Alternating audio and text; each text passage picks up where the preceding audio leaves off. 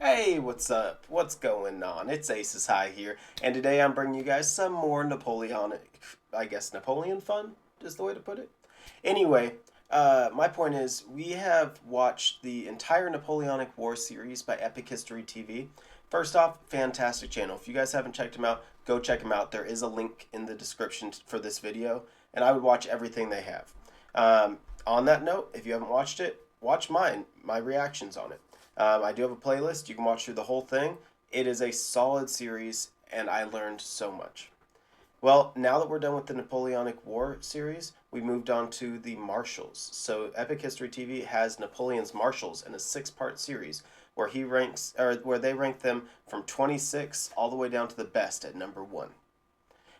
In the first two, we've actually worked through the first 13, and now we have 13 left over the next four episodes. This is really cool because you get to see them outside of just war. You get to see what Napoleon thought about them afterwards, because a lot of these quotes are from when he was in exile. You also get to see just what they did throughout their entire life. It's really, really cool. One thing I do want to point out, and I try to point out every couple episodes, is in order for me to get these videos, I try to get as many as I can that you guys want me to see, but I do need to get permission. It's a lot of people don't get permission. I choose to get permission, so I ask the channel and I wait for them to respond and give me permission to watch their videos. So I gotta thank Epic History TV for letting me watch your videos and letting me put them in my videos. Also, if you guys haven't subbed, hit that sub button, ring the bell, because why wouldn't you? I mean, come on. Come on. I post 7, 8, sometimes 9 videos a week. I mean, I post every single day. And here's the best part. If you're one of my viewers, leave me a comment. If you comment and say, hey, I'd like to watch this, and people start talking about that, I try to get to it. Like, I've already worked it out that next up after this series, we're going to be watching a series on World War One. Then after that, we're going to be watching a series on Alexander the Great. Those are both suggestions that people have made for me. And I actually had one person make me a playlist. So that's awesome. I can't express my appreciation enough, and I love you guys. All right. Anyway, I'm gonna sit back. I'm gonna shut up. I've talked long enough. Let's just get started. Number 13. I think his name is Marshal Saint-Cyr. 13. Sinclair. Marshal Saint-Cyr. Marshal Saint-Cyr. Okay. He is the best man among us in the line of defense, though I am superior to him in attack. It's kind of a cheeky, backhanded compliment, but it's interesting. This is the second one I think I've seen so far that was actually kind of a compliment from Napoleon. Normally he was pissed. He was angry. Gouvion Saint-Cyr was a gifted student who ran away from a miserable childhood to become an artist. A passionate Republican, he embraced the French Revolution and later volunteered for military service. Though proud and aloof by nature, his Republican politics and sharp intellect ensured he was elected captain of his company. Okay, His skill at drawing enemy positions then got him noticed by General Custine, who gave him a job on his staff. During these turbulent early years of the revolution, Custine was one of several generals who was punished for defeat with a trip to the guillotine. Whoa.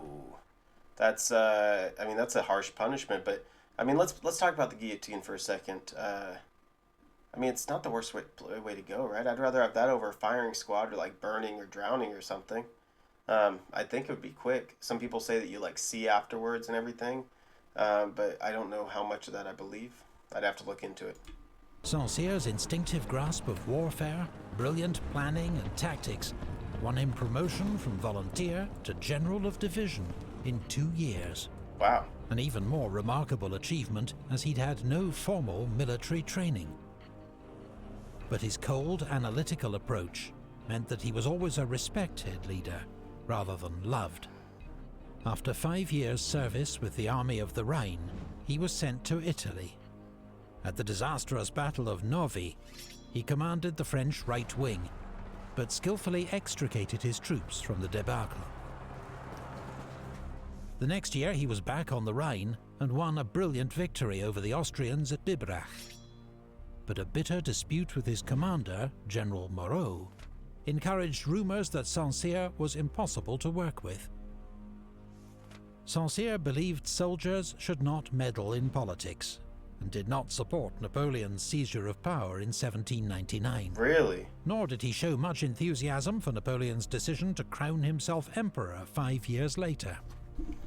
So I'm just going to take a wild guess here. He didn't support Napoleon. Napoleon ended up making him a marshal as just because, I mean, he was so good at his job, you know? It wasn't a friendship thing. It wasn't even necessarily that he supported him.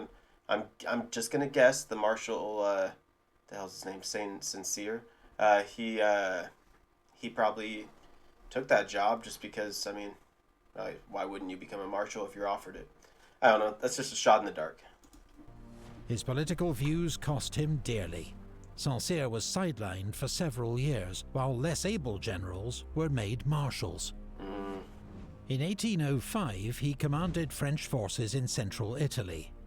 But when he was made subordinate to Marshal Massena, a man whom he personally detested, he returned to Paris, even when Napoleon threatened to have him shot for desertion. Wow.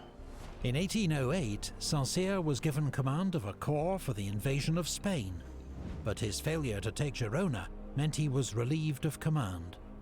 Leaving in a fury before his replacement, Marshal Oudinot, had arrived, he was nearly court-martialed again for desertion. Saint-Cyr's military talent, however, was not in doubt. In 1812, he was recalled for the Russia campaign, with command of 6th Bavarian Corps. His role was to support Marshal Oudinot in guarding the northern flank of the French salient. When Wittgenstein's Russians attacked at Polotsk, Oudinot was wounded, and Saint-Cyr took over command, turning probable defeat into a brilliant victory. Interesting. For this achievement, Napoleon awarded... Sorry to pause it there, but I did just notice this. He is, oh yeah, he was 48 when he became a marshal, but look at this, 24 out of 26. He was one of the last people to become one of his marshals. That's incredible. He really did get passed up a lot. Saint-Cyr his marshal's baton. Nice. But 2 months later, at a second Battle of Polotsk, Saint-Cyr was attacked by a larger Russian army, seriously wounded in the foot and forced to pull back. His injury meant he missed the worst horrors of the Russian retreat, but he contracted typhus early in 1813 and was sick for many months. Saint-Cyr returned to the Grande Armée in August, taking command of 14th Corps and the defense of Dresden. Incredibly, this was the first and only time that he worked directly alongside the Emperor, and both soon learned new respect for each other's abilities. Saint-Cyr's skilled defense of Dresden set the stage for Napoleon's great victory there later that month. What's interesting to me is that he made it all the way to Marshal, and that's the first time that he actually worked with Napoleon directly. That seems incredibly improbable, you know? But Saint-Cyr was incredulous when Napoleon later ordered him to remain in Dresden, while other forces concentrated for the decisive Battle of Leipzig, 60 miles to the west. Napoleon's defeat at Leipzig meant that Saint-Cyr and other garrisons in the east were cut off and had to surrender that autumn. Saint-Cyr took no part in the 100 Days, determined to keep out of France's political disputes. Under the restored monarchy, he served as Minister of War and tried, but failed, to save Marshal Ney from the death penalty. He also struggled to enact military reforms in the face of royalist opposition, eventually resigning in disgust and retiring to his country estate. Marshal Saint-Cyr remains one of the great what-ifs of the Napoleonic Wars. What do you mean, an extremely able commander sidelined for his politics, who might well have proved one of Napoleon's very best marshals. I could see that. Marshal Oudinot? Marshal Oudinot. Oudinot. Nicolas Oudinot ran away to join the army aged 17, but his father dragged him home 3 years later to help run the family business. When the revolution began, he volunteered for the National Guard and was promoted to major. Oh, it just went away, but one thing I do want to point out, I find it really interesting to see their seniority as far as marshals, and it said his was 21 of 26, so only 5 people became marshal after he was. In the wars that followed, he served with the Army of the Rhine, always in the thick of the fighting, rapidly promoted and frequently wounded, a habit for which he became celebrated. In 1799, he was promoted to General of Division and sent to Switzerland to serve as General Massena's new Chief of Staff, a role he performed to perfection. Serving with General Brune in Italy, he led a cavalry charge against an Austrian battery at the Battle of Monzembano, sabring gunners and capturing one cannon himself, a feat for which Napoleon awarded him a Sword of Honor. In 1805, the newly crowned Emperor Napoleon gave Oudinot command of an elite grenadier division formed from the tallest, strongest soldiers in the army. I've got a question. Why did the grenadiers need to be so tall? I understand strong. I guess if you're tall, you're big, you're full of muscle type thing. Maybe that's it. I know. What was up with tall? Was it just if you're a tall person, you're superior? Because in order to be in the guard, you had to be a certain height too, right? If I remember right. I mean, I'm not that tall. I'm 5'9", you know? So I guess I wouldn't have made the cut. In December that year, at the Battle of Austerlitz, Oudinot insisted on leading the division in person, despite having been shot in the thigh 2 weeks earlier. His grenadiers were kept in reserve for most of the battle, but saw heavy fighting in the latter stages, as Napoleon completed the destruction of the Allied left wing. At the Siege of Danzig in 1807, General Oudinot's division had the unusual distinction of capturing an enemy warship, a British sloop that had run aground trying to resupply the city. A month later, at Friedland, Oudinot and his grenadiers were under Marshal Lannes's command and played a crucial role holding up the Russian army, until Napoleon arrived to deal a decisive blow. During the 1809 war with Austria, Oudinot was wounded once more at the Battle of Aspern. When Marshal Lannes died of his wounds, Napoleon chose Oudinot to succeed him as commander of 2nd Corps. Okay. He led his new corps with such success at Wagram 6 weeks later that Napoleon attributed victory to Massena and Oudinot. So, I got a question for those of you that know a lot about Napoleon history. He became a marshal when Marshal Lannes died, and he took over command. Do you think he ever would have made marshal if that hadn't happened? I mean, keep in mind, there are only a few more years, 5 more years or something, before the end of the Napoleonic Wars. So let me know what you guys think. A week later, he became one of 3 new marshals. One for France, one for the army, one for friendship. Oudinot, the army's choice, fearless and much loved, a man whose courage inspired all around him. He later received an additional reward, the title Duke of Reggio. In 1812, Marshal Oudinot led 2nd Corps into Russia, but was wounded again at Polotsk and handed over command to General Saint-Cyr. 10 weeks later, he was back with his corps, marching south to join up with Napoleon's army on its retreat from Moscow. Oudinot's men were shocked when they saw their old comrades from the main column. They looked more like fugitives than soldiers of the Grande Armée. Oh, wow. Since Oudinot's 2nd Corps was in better shape than most, it formed the vanguard for the desperate crossing of the Berezina River.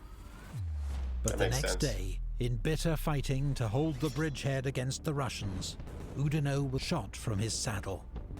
He was carried back to a cottage with a serious gunshot wound, but then he and his party became surrounded by Cossacks. Oudinot asked for his pistols, and from his bed, aiming through an opening opposite, began firing at the Cossacks.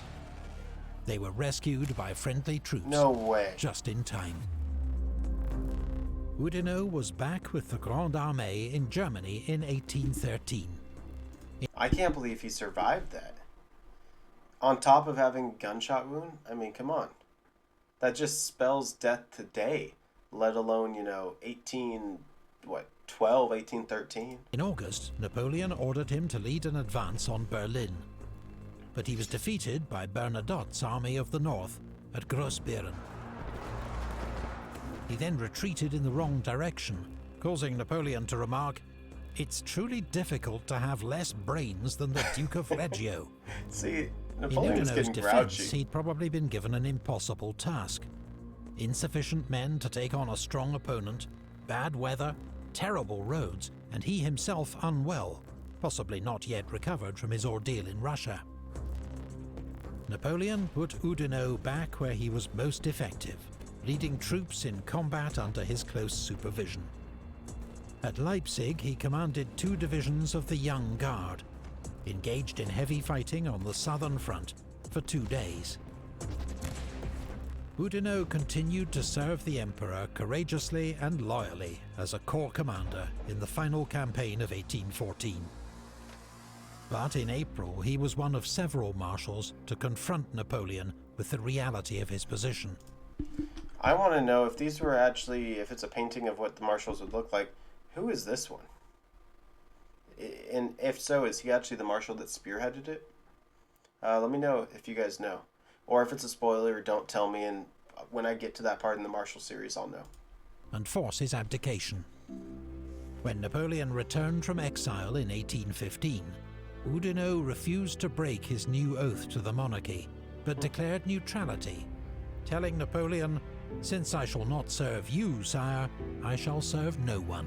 Interesting. He continued to hold senior commands under the Bourbons. By one estimate, Oudinot was wounded 36 times in his military career, more than any other marshal. Wow. Here are just 20 that we found details for. A fellow officer who bathed with him at a spa after the war saw the scars on his body and observed he was little more than a colander. Ironically, Oudinot was also one of the longest-lived marshals, dying aged 80 while serving 80? as governor of Les Invalides. In the early 1800s. Oh my god. 11. Marshal Victor. I don't know this one. This actually, hang on. This kind of looks like that guy I was just talking about. Is that him? Let me know. You know, the guy that spearheaded making Napoleon surrender. Let's see. Victor was better than one might suppose. That's a cheeky compliment, I guess, too. He said he's good, but, like, kind of in a backhanded way.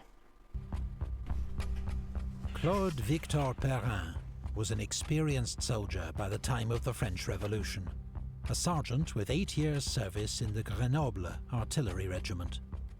The Revolutionary Wars brought the opportunity for rapid promotion, and by 1793 he was commanding an infantry battalion at the Siege of Toulon. He led a daring night assault on British defences alongside the army's artillery chief, a young Major Bonaparte. Both men were wounded, but the attack was a success. Wow, Major Both Bonaparte. were quickly promoted to Brigadier General. Okay, yeah, I was going to say, that was very Victor early. served under General Bonaparte in Italy and turned out to be a brilliant brigade commander. In 1800, he distinguished himself at the Battle of Marengo, where his command of the left wing won particular praise from Napoleon. But Victor did not hide his disapproval of Napoleon's quest for political power, and as a result, received relatively minor roles under the new regime. In 1802, he was earmarked to lead an expedition to recover the French territory of Louisiana, but it was called off when Napoleon decided instead to sell Louisiana to the United States. Victor and Marshal Lannes were close friends from their days serving together in Italy. In 1806, Lannes persuaded Napoleon to let him have Victor as his new chief of staff for 5th Corps. Napoleon agreed, and in October, Victor served as Lannes' deputy at the Battle of Jena. Napoleon's earlier misgivings about Victor were now forgotten. and that winter he was given command of the newly formed 10th Corps. Okay. But within weeks, he was captured by a Prussian patrol and had to be exchanged for a captured Prussian officer, That didn't make Napoleon General happy, von huh? Blücher. Oh. His big break Wow. So they gave back Blücher for that. That really came back to bite him in the ass. came in 1807, stepping in for the wounded Marshal Bernadotte to command 1st Corps at Friedland, where he successfully led a major attack as the Emperor looked on. Promotion to Marshal and the title Duke of Bellumo swiftly followed. In 1808, Marshal Victor and 1st Corps took part in the invasion of Spain, where he'd be posted for the next 3 years. Victor's record in Spain was better than most, but like others, he seemed more interested in personal glory and rewards than in cooperating with fellow commanders. Okay. In 1809, at Medellin, he inflicted a crushing defeat on General Cuesta's Spanish army. 4 months later, his bold night attack on the British at Talavera came tantalizingly close to success. Those don't look that sharp. I guess you wouldn't want it very sharp, huh? Because if it's sharp, you're going to end up cutting yourself and stabbing yourself all the time. But as long as it's pointy, you can just still stab them. I guess that makes sense for a bayonet. They weren't very sharp, were they? He was furious the next day when King Joseph and Marshal Jourdan refused to support fresh attacks, and instead ordered a cautious withdrawal. The next year, Victor besieged the Spanish port of Cadiz. It proved a lengthy, futile operation, devoid of glory, and saw his troops defeated by an Allied sortie at the Battle of Barossa. In 1812, Victor was recalled from Spain for the invasion of Russia. His 9th Corps was held in reserve for most of the campaign, though his troops were kept busy defending depots and convoys from Cossack raids. That autumn, his corps attempted to cover the main army's retreat from Moscow. The greatest crisis of the retreat came at the Berezina River.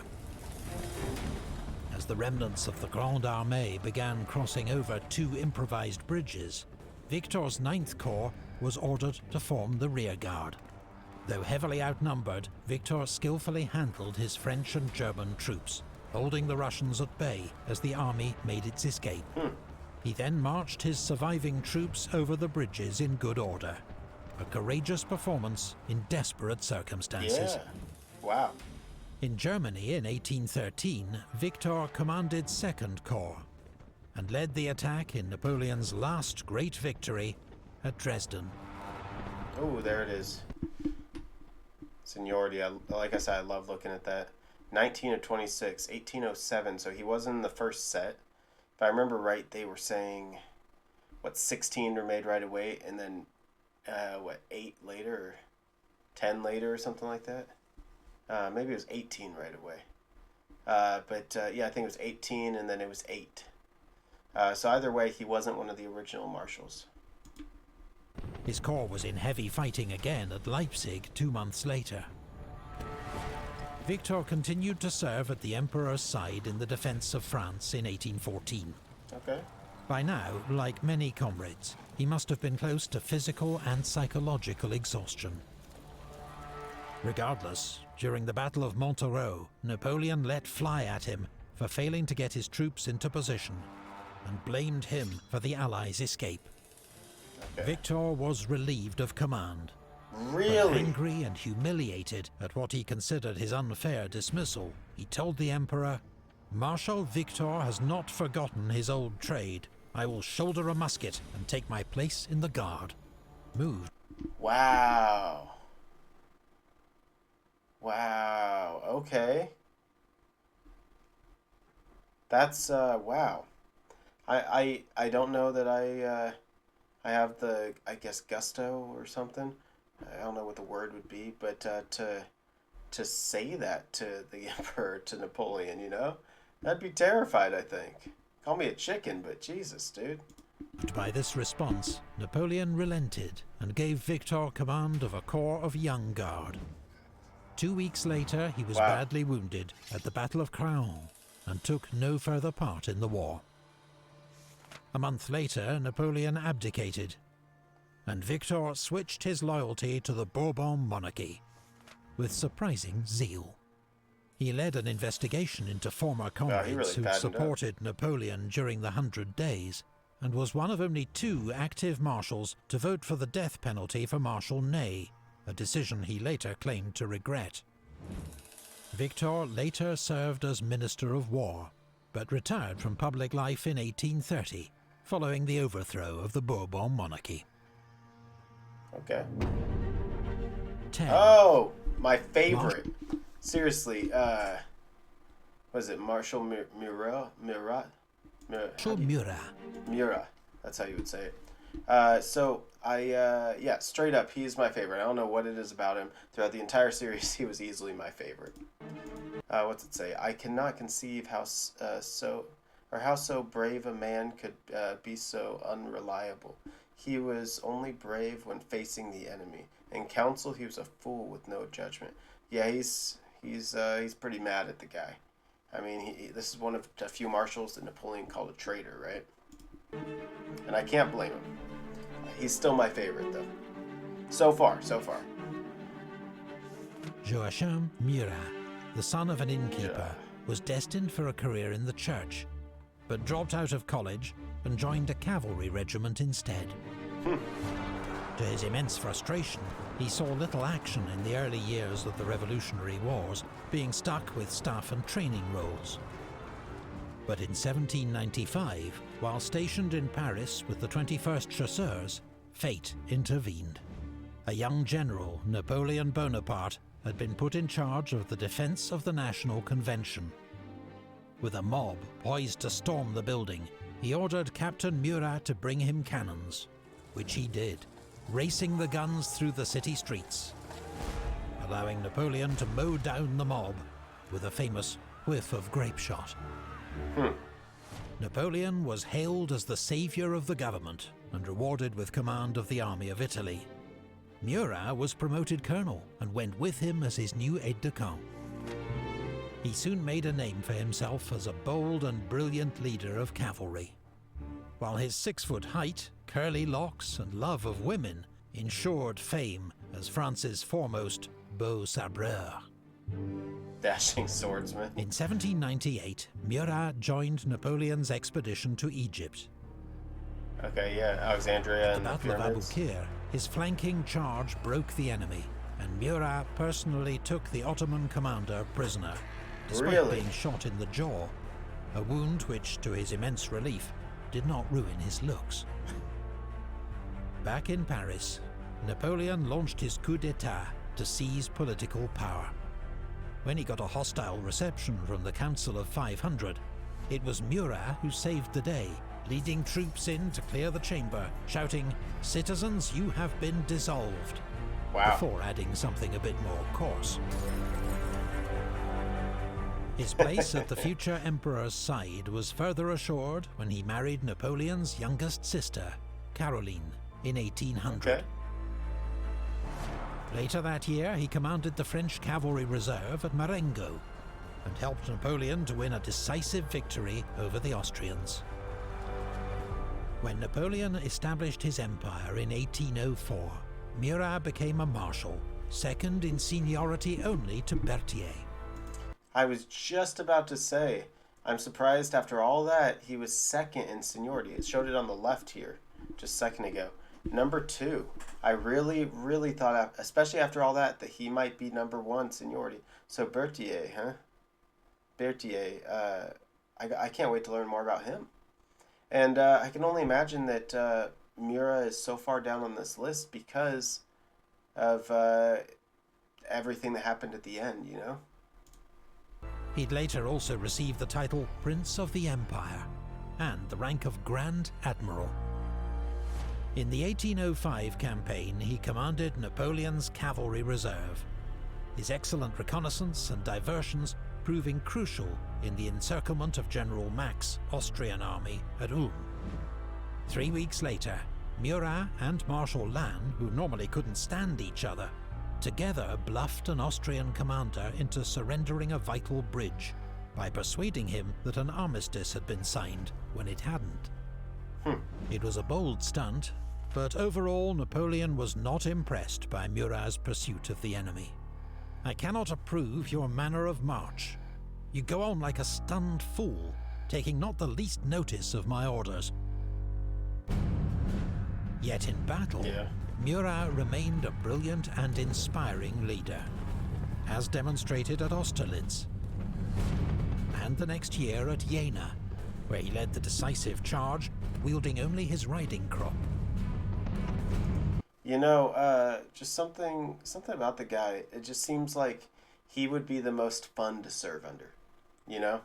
I don't know if you'd have the most respect for him. I think you'd still have a lot of respect for him. If I'm saying more so than any other marshal, I'm not sure. But I think he'd just be the most fun.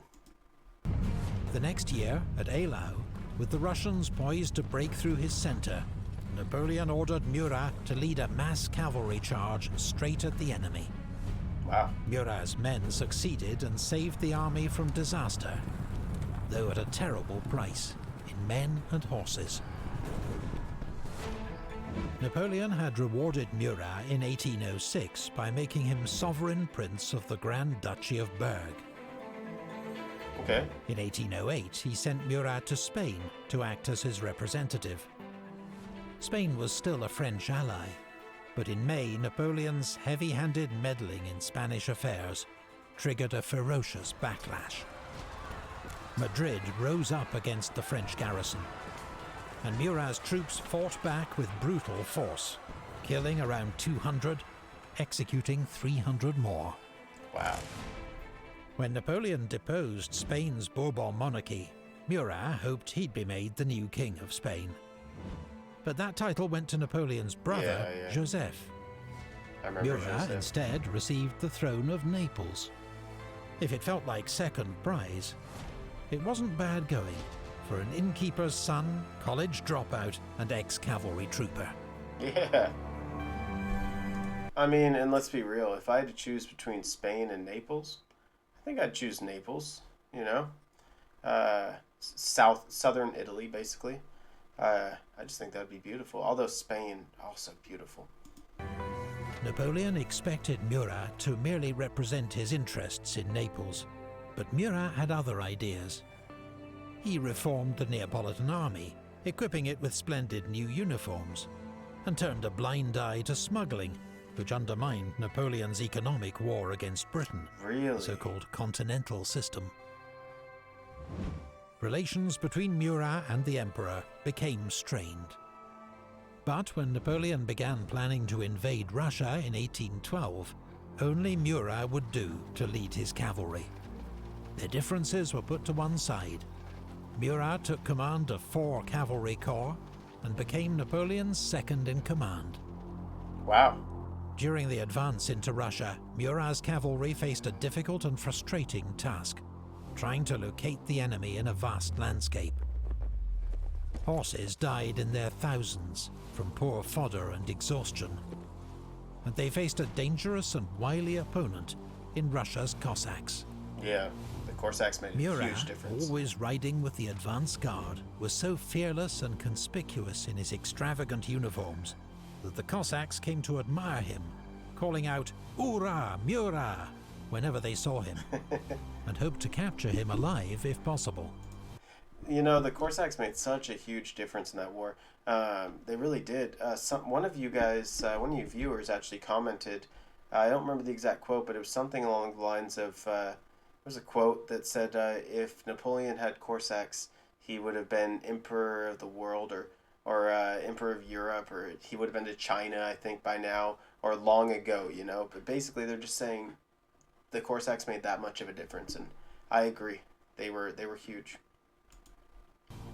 Murat was among those who tried to persuade Napoleon to halt the advance at Smolensk, but was ignored. At the great clash between the French and Russian armies at Borodino, Murat was at his best, directing a series of attacks on the Russian earthworks, always where the action was hottest, inspiring all with his courage. Murat remained with the army during the retreat from Moscow, though his magnificent cavalry had virtually ceased to exist. One eyewitness noted that throughout the ordeal, he never neglected his appearance. Even at the Berezina he looked splendid, in an open-necked shirt, velvet cloak, a white feather in his cap. When Napoleon left the army to return to Paris, he gave command to Marshal Murat. But Murat, now primarily concerned with hanging on to his kingdom, left the army a month later and returned to Naples, where he opened secret negotiations with the coalition. He offered to join the war against Napoleon if the other powers would let him keep his crown. Right. But he received only a lukewarm response. So in 1813, when Napoleon asked Murat to join him in Germany to fight for their thrones together, he answered the call. Murat had become increasingly difficult to work with, oversensitive about his royal status, prone to tantrums, but in battle as fearless as ever. At Dresden, his charge through rain and mud shattered the Austrian left wing and paved the way for victory. But then at Liebert-Volkwitz, he showed his limitations when not under Napoleon's direct command, getting drawn into a major and unnecessary cavalry battle with coalition forces, and twice nearly being captured himself. 2 days later, at the Battle of Leipzig, he led another of history's great cavalry charges, coming close to breaking the enemy's centre, and even capturing the Allied monarchs. But it was not to be. The Battle of the Nations ended in a disastrous defeat. As Napoleon retreated to the French frontier, Murat informed the Emperor that he was leaving for Naples, promising to raise fresh troops. Murat and Napoleon would never meet again. 3 months later, the King of Naples had cut a deal with the coalition and switched sides. So long as it was possible for me to believe that the Emperor Napoleon was fighting to bring peace and glory to France, I fought loyally at his side, Murat declared. But now... I could see that. Wow, that's an interesting take. Maybe it's just that he's my favorite marshal so far, but I could definitely see that. It seemed like Napoleon got too power hungry and he just wanted everything. It was no longer about France, you know? So I could see that. I don't know if that's just an excuse he took or if he actually believed it, but I could definitely see that. Now, I know that the Emperor's sole desire is war. Yeah. However, Murat's commitment to the Sixth Coalition was distinctly half-hearted. His army marched against Eugene's forces in northern Italy, but had done no actual fighting before news arrived of Napoleon's abdication. Murat then began to suspect what had been obvious to Napoleon at least. The coalition was not going to honour its promise, and Murat would be next to lose his throne. Really? So, in 1815, encouraged by news of Napoleon's return from exile, Murat marched north against the Austrians, proclaiming a war for Italian freedom and independence. Just 7 weeks later, his campaign ended in defeat at the Battle of Tolentino. With the British and Austrians closing in, Murat became a hunted fugitive. He sailed to France, but Napoleon had not forgiven his betrayal and refused to see him. After Napoleon's defeat at Waterloo, he fled to Corsica, gathered a small band of volunteers and returned to Italy in a hopelessly doomed attempt to start a revolution and reclaim his throne. Chased by a mob and arrested on the beach, Murat was sentenced to death by the restored Bourbon monarchy of Naples. Whoa. He met his end with his usual courage, telling the firing squad, "If you wish to spare me, aim at the heart," then gave the order to fire himself. Wow. Oh my God, what an ending. Jesus Christ. Dude, he's got to be my favorite. It's just so much history. It's so interesting, his story, you know? Murat is rightly remembered as one of the great battlefield cavalry commanders of history. Inspirational, fearless, with brilliant tactical instinct. But outside of combat, he was, in Napoleon's estimation, a very poor general. He always waged war without maps. So he just kind of charged Worse, in. when the conflict turned against France, he allowed self-interest and vanity to prevail over loyalty to the emperor. True. As Napoleon's chief of staff, Marshal Berthier, once told him, "You're only a king by the grace of Napoleon and French blood. It's black ingratitude that's blinding you." Saint-Cyr, Oudinot, Victor, Murat. 17 down. Oh, look at that, you guys. 17 down. 17 down. What, I don't know, is that 9 to go? We have 3 more episodes, so it's probably going to be 3, 3, 3. I'm excited because that means that they're going to go really in depth with all the remaining ones. You already saw that with Murat. I'm actually a little bit disappointed. I know that he was considered a traitor, all that, but I'm kind of disappointed he's only number 10. I'm excited to see what's left. I mean, I wonder how far up Marshal Ney is. You think he's all the way at 1? I mean, I really don't know. Anyway, hope you guys enjoyed it. Like I said, we got 3 more. Till next time, this is Aces High, and I'm out.